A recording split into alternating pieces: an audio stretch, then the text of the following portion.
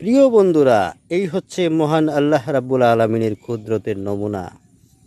চেয়ে দেখুন, ছোট একটা গাছ, আর এই ছোট একটা কাঁঠাল গাছের ভিতরে কতগুলা কাঁঠাল হয়েছে, অনেক কাঁঠাল।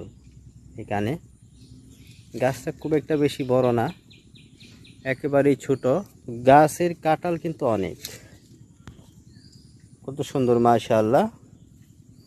মহান আল্লাহ রাব্বুল আলামিনের কুদরত এটাই। মহান আল্লাহ রাব্বুল আলামিন যখন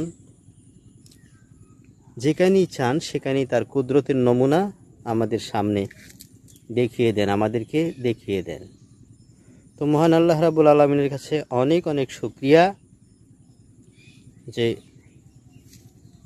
তার নিয়ামত দ্বারা আমাদেরকে বেষ্টিত করে রেখেছেন, এবং তার উপরতের নিয়ামতের শুকরিয়া স্বরূপ আলহামদুলিল্লাহ